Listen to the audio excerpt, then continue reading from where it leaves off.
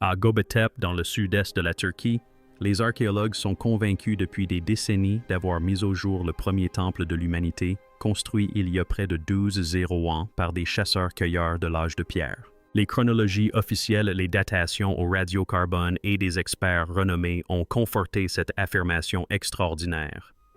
Mais de subtiles failles sont apparues, des incohérences dans les couches géologiques, une érosion inexpliquée et des motifs répétitifs qui contredisent le récit traditionnel. Si le plus grand secret de Göbekli est resté inaperçu jusqu'ici, qu'est-ce que cela signifie pour tout ce que nous croyons savoir sur la naissance de la civilisation? Pour répondre, il faut commencer par la chronologie que tout le monde accepte. Des fragments de charbon de bois, des ossements d'animaux et des traces d'anciens mortiers, tels sont les matériaux qui ancrent la chronologie de Göbekli dans les faits scientifiques. Dans de nombreux laboratoires, des échantillons prélevés sur le site ont été soumis à des datations au radiocarbone, produisant une série de valeurs numériques qui constituent la base de la chronologie officielle. L'un des résultats les plus cités provient de l'enceinte C, où un échantillon de charbon de bois étiqueté UGAMS 10797 a été daté au radiocarbone à 9700 ans avant notre ère. Après calibration, cette datation situe la construction entre 9270 et 930 avant notre ère avec une probabilité supérieure à 90%. Une deuxième série de mesures effectuées sur la couche d'humus située au-dessus de la couche 2 a donné un âge de 8800 ans avant le présent calibré dans une fourchette de 8220 à 7590 avant notre ère. Cela établit une limite supérieure claire pour l'activité des phases ultérieures du site, démontrant que son utilisation s'est poursuivie pendant des siècles après l'érection des premières pierres. Dans l'enceinte D, un échantillon prélevé sur l'enduit mural contenant des matières organiques a permis une datation calibrée entre 9600 et 9300 avant notre ère, confortant l'hypothèse que les premières constructions monumentales ont débuté au milieu du 10e millénaire avant notre ère. Ces chiffres ne sont pas isolés. D'autres échantillons provenant de l'enclos A, notamment des dents d'animaux et du charbon de bois, se situent systématiquement entre la fin du 10 et le début du 9e millénaire avant notre ère. Le schéma est clair. Les parties les plus anciennes de Göbekli ont été construites vers 9600 avant notre ère, l'activité ultérieure se prolongeant jusqu'au 8e millénaire. La marge d'erreur est faible, souvent inférieure à un siècle grâce aux progrès réalisés dans les courbes de calibration comme InCal 20 qui affinent la conversion des années radiocarbone en années calendaires à l'aide des cernes des arbres et des coraux. La chronologie est encore affinée par la modélisation de séquences bayésiennes qui intègrent à la fois l'ordre stratigraphique des couches et les données radiocarbone. Cette approche confirme que l'enceinte D est la plus ancienne, suivie de C puis de A, chaque phase s'appuyant sur la précédente. Le modèle de construction en 8 phases privilégié par de nombreux chercheurs correspond étroitement aux données séquençant les enceintes d'environ 9650 à 90 avant notre ère. Klaus Schmidt, l'archéologue qui a dirigé les premières fouilles systématiques, a décrit Göbekli comme le plus ancien sanctuaire religieux monumental au monde. Une affirmation fondée précisément sur ces chiffres. Chaque date, chaque code de laboratoire, chaque fragment d'os ou de charbon de bois est une pièce du puzzle. Ensemble, ils constituent le fondement de l'histoire qui définit le tipi de Göbekli depuis des décennies. Un site construit par des chasseurs-cueilleurs des milliers d'années avant l'avènement de l'agriculture. Dressé seul à l'aube de la civilisation disséminée sur les collines arides du sud-est de la Turquie, Göbekli couvre plus de 9 hectares, une superficie supérieure à celle de nombreuses cités de l'âge du bronze postérieur. Aujourd'hui encore, alors qu'une infime partie seulement a été mise au jour, son ampleur est stupéfiante. Plus de 200 piliers de calcaire en forme de T ont été identifiés sous la surface, pesant chacun jusqu'à 20 tonnes et atteignant une hauteur de 5 mètres. Les plus hauts piliers dominent les espaces centraux des enclos. Leurs sommets droits et carrés sont sculptés de reliefs représentant des animaux sauvages, lions, renards, ours, vautours, d'une netteté qui témoigne d'une grande maîtrise et d'une intention profonde. L'effort colossal nécessaire à l'extraction, au transport et à l'érection de ces monolithes est difficile à surestimer. Le calcaire a dû être taillé dans la roche-mère à l'aide d'outils de pierre, puis traîné sur des centaines de mètres à travers un terrain accidenté. Les piliers ont été insérés dans des socles creusés directement dans le sol calcaire entourés de murettes de pierre. Certains enclos comportent jusqu'à 12 piliers disposés en cercle, 2 monolithes centraux imposants dominant l'espace. Cette configuration se répète dans au moins 20 enclos, connus la plupart encore enfouis, dont les contours ont été cartographiés par géoradar. Dès la première campagne de fouilles systématiques en 1995, l'ampleur du site a remis en question les idées reçues sur les capacités des chasseurs-cueilleurs. Aucune trace de poterie, aucune trace de plantes ou d'animaux domestiqués, seulement des outils de pierre, des ossements d'animaux sauvages et l'architecture monumentale elle-même. L'absence de vestiges domestiques a conduit Klaus Schmidt à une conclusion audacieuse. Dans des interviews et des publications, il qualifiait Göbekli Tepe de plus ancien temple du monde.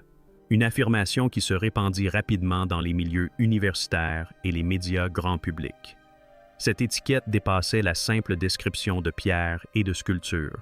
Elle redéfinissait le site comme un tournant de l'histoire humaine, un lieu où le rituel et la croyance primaient sur la simple survie des milliers d'années avant l'apparition des premières villes ou de l'écriture. Le récit du premier temple devint indissociable de la réalité physique du site.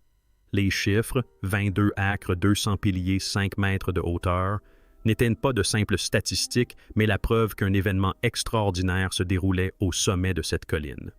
Il y a près de 12 ans, comme l'expliquait Schmidt dans une interview de 2007, ici à l'origine même du lieu, se dressait un sanctuaire construit par un peuple qui ne maîtrisait pas encore l'agriculture, mais qui savait déjà rêver. Leclerc parcourt le périmètre de l'enclos 10 carnets de terrain à la main, tandis que la lumière du soleil caresse les contours d'un bas-relief sculpté sur un pilier. Il s'arrête effleurant du bout du doigt une fine rainure, l'une des centaines qui sillonnent le calcaire. À la loupe, la surface révèle des traces de contact répétés. De fines marques de ciseaux, certaines nettes et précises, d'autres usées et estompées par le temps. Le grain du calcaire est interrompu par des cicatrices aux angles irréguliers suggérant plusieurs séances de façonnage. L'examen microscopique révèle des stries caractéristiques des outils en pierre compatibles avec des lames de silex, mais aussi une mosaïque de micro-piqûres et d'abrasions preuve d'une exposition aux intempéries avant l'enfouissement. Les échantillons de sédiments prélevés à la base du pilier contiennent un mélange de limon de cendre et de matière organique compactée. L'analyse en lames minces révèle des couches de poussière éolienne emprisonnées entre les débris de construction, suggérant des périodes où le monument était exposé aux intempéries. Par endroits, les faces inférieures des piliers présentent une légère patine, un éclat minéral qui se forme seulement après des années d'exposition à la pluie et au soleil. Les sommets, en revanche, restent bruts, leurs arêtes vives, là où elles étaient protégées par le remblai. La stratigraphie complique la situation. Des couches inversées apparaissent dans le remblai, les sédiments les plus anciens recouvrant les plus récents. Cette inversion suggère que le remblayage n'a été ni simple ni immédiat. Les notes de Claire font état de la disposition étrange d'ossements d'animaux et de graines brûlées, certains enfoncés profondément contre la base du pilier, d'autres dispersés dans la couche supérieure du remblai. Cette configuration évoque un nettoyage périodique, une réutilisation et peut-être un dépôt rituel plutôt qu'un dépôt unique et brutal. L'érosion de certains piliers est inégale. Une face est profondément altérée, tandis qu'une autre est presque intacte. Cette asymétrie combinée aux données sédimentaires remet en question l'hypothèse d'une construction et d'un enfouissement en une seule phase. Les preuves suggèrent plutôt des cycles d'exposition et de dissimulation s'étendant sur plusieurs générations, une séquence inscrite dans la pierre, les sédiments et le langage silencieux des marques d'outils. Inchi Carl, penché sur une tablette numérique, suit du doigt une carte qui révèle ce qui se cache sous la surface du Göbekli Tepe. Pendant des années seuls, les enclos A, C, C et D visibles au grand jour laissaient entrevoir la complexité du site. Mais lorsque le radar à pénétration de sol a balayé le sommet de la colline, un nouveau schéma a commencé à se dessiner. Les échos du sous-sol ont cartographié plus de 20 enclos, dont les contours forment un réseau qui s'étend bien au-delà des pierres visibles. Chaque cercle ou ovale est ancré par des paires de piliers en forme de T dont la position n'est pas aléatoire. L'analyse statistique révèle que les distances entre les piliers centraux se répètent avec une précision étonnante, comme si les bâtisseurs avaient suivi un quadrillage précis. L'équipe de Kourou a cartographié ces alignements. Les enclos B, C et D forment les sommets d'un triangle équilatéral, leur centre étant séparé par des travées de pierre quasi identiques. On retrouve les mêmes relations géométriques à Kahan Taipei et Seifert Tapi, deux sites jumeaux de la région de Tas Tempela. Sur le plateau, l'orientation de l'entrée de chaque enclos se concentre autour du sud-est correspondant au point de lever du soleil au solstice d'hiver au moment de la construction. Des piliers sculptés de renards, de sangliers et de serpents sont orientés dans la même direction, leurs motifs se répétant à l'identique d'un anneau à l'autre. Il ne s'agit pas d'abris temporaires épars, ni du chaos d'une construction soudaine et chaotique. L'organisation spatiale suggère un plan directeur, une conception intentionnelle qui s'est étendue sur plusieurs générations. L'emplacement de chaque pilier, la répétition des symboles animaux et les espaces mesurés entre les cercles témoignent d'une coordination à long terme. Kuru décrit le site comme un système organisé. Son architecture reflète une logique partagée qui relie non seulement les pierres, mais aussi les personnes qui les ont façonnées au fil des siècles. Dans le silence de la tente de fouille, les indices sur l'écran de Cool laissent entrevoir un secret inscrit dans le sol même. Un dessin trop cohérent pour être accidentel et trop ambitieux pour être le fruit du hasard. Déplacer un pilier de 20 tonnes sur des pentes calcaires escarpées exige bien plus que de la détermination. Cela nécessite de la planification, de la coordination et une main-d'œuvre régulière. Les archéologues estiment qu'il faut beaucoup de main-d'œuvre pour tailler, transporter et ériger un seul monolithe à Göbekli. Au moins 50 à 70 personnes devaient travailler ensemble souvent pendant des semaines. Les plus grands cercles du site contiennent jusqu'à une douzaine de ces piliers, chacun agencé avec une telle précision que les pierres centrales sont parfaitement verticales. Leurs larges faces étaient alignées sur les points cardinaux ou les phases du cycle solaire. Aucune trace de véhicule à roues ou d'animaux de trait ne date de cette époque. Chaque bloc était taillé à l'aide d'outils en pierre, puis transporté par voie terrestre à l'aide de cordes de levier et uniquement de la force humaine. La logistique est complexe. Nourrir et loger une main-d'œuvre de cette ampleur même pour une courte saison aurait nécessité d'importantes réserves de nourriture et d'eau, des ressources que les chasseurs-cueilleurs ne transportaient généralement qu'en petite quantité.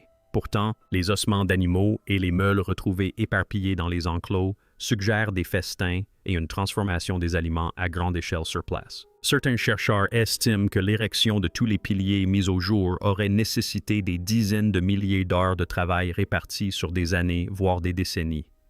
D'autres soulignent la répétitivité des motifs architecturaux dans la région de Tapler, suggérant l'existence d'un savoir partagé et la capacité de transmettre des plans complexes d'une génération à l'autre. Les modèles traditionnels de la vie des chasseurs-cueilleurs peinent à expliquer un tel niveau d'organisation.